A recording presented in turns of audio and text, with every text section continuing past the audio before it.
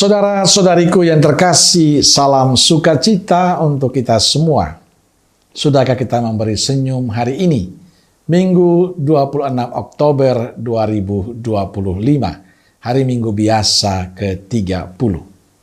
Kita awali permenungan kita dengan tanda kemenangan Kristus dalam nama Bapa dan Putra dan Roh Kudus. Amin.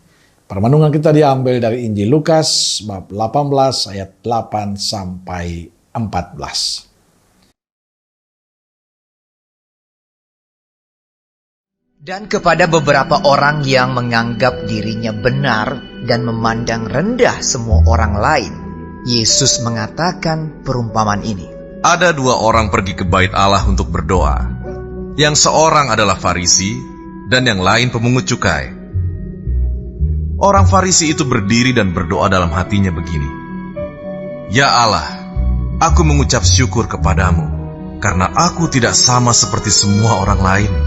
Bukan perampok, bukan orang lalim, bukan pezina, dan bukan juga seperti pemungut cukai ini.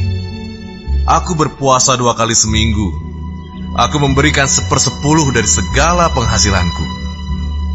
Tetapi pemungut cukai itu berdiri jauh-jauh. Bahkan ia tidak berani menengadah ke langit, melainkan ia memukul diri dan berkata, Ya Allah, kasihanilah aku orang berdosa ini. Aku berkata kepadamu, orang ini pulang ke rumahnya sebagai orang yang dibenarkan Allah, dan orang lain itu tidak. Sebab barang siapa meninggikan diri, ia akan direndahkan, dan barang siapa merendahkan diri, ia akan ditinggikan.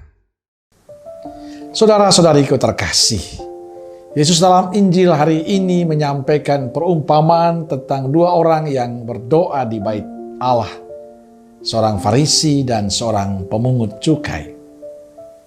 Perumpamaan ini tujuannya untuk mengajarkan pada banyak orang pentingnya kerendahan hati dalam berdoa, dan sekaligus mengingatkan bahwa Tuhan lebih menghargai hati yang tulus dan rendah hati daripada kesalehan yang dipamerkan. Perumpamaan ini mengajarkan bahwa orang yang merendahkan diri di hadapan Tuhan dan mengakui dosanya akan dibenarkan, sementara orang yang meninggikan diri sendiri akan direndahkan. Ada dua sikap yang ditunjukkan dalam Injil hari ini. Pertama, orang Farisi. Ia berdoa dengan sikap sombong, angkuh, membandingkan dirinya dengan orang lain dan membanggakan perbuatannya yang dianggap benar, seperti berpuasa 2 kali seminggu dan memberikan 10%. Doanya lebih merupakan ungkapan keangkuhan, kesombongan diri daripada permohonan tulus kepada Tuhan. Sedangkan pemungut cukai, ia berdiri jauh, tidak berani menengadah ke langit dan memukul diri sambil berkata, Ya Tuhan, kasihanilah aku orang berdosa ini. Doanya singkat, tapi tulus dan tidak mencari pembenaran diri, melainkan hanya memohon belas kasih Allah. Saudara-saudariku yang terkasih, Yesus menyatakan bahwa pemungut cukai pulang ke rumahnya dalam keadaan dibenarkan, sedangkan orang Farisi tidak. Ini berarti Tuhan lebih melihat sikap hati yang rendah hati dan tulus dalam mengakui dosa daripada kebaikan lahiriah yang disertai kesombongan. Perumpamaan ini menekankan bahwa sikap hati yang benar dalam berdoa adalah kerendahan hati, bukan kesombongan atau kebanggaan akan perbuatan baik. Kesombongan dapat membutakan kita dari kebenaran tentang diri kita, Tuhan dan orang lain. Penting untuk kita mengakui dosa dan ketidaklayakan kita di hadapan Tuhan dengan tulus. Tuhan menghargai hati yang hancur, penuh penyesalan dan keinginan kuat untuk bertobat. Saudaraku terkasih, yang penting bagi Tuhan bukanlah jasa dan kehebatan diri sendiri, melainkan sikap mengandalkan Tuhan dan belas kasih-Nya.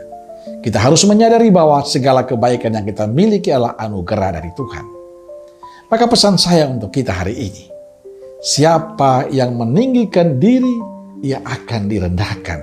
Dan siapa yang merendahkan diri, ia akan ditinggikan. Amin. Semoga Allah yang Maha Kasih memberkati saudaraku sekalian, Bapa, Putra, dan Roh Kudus. Amin. Roh Kudus Nazaret, doakanlah kami. Amin. Berkah dalam.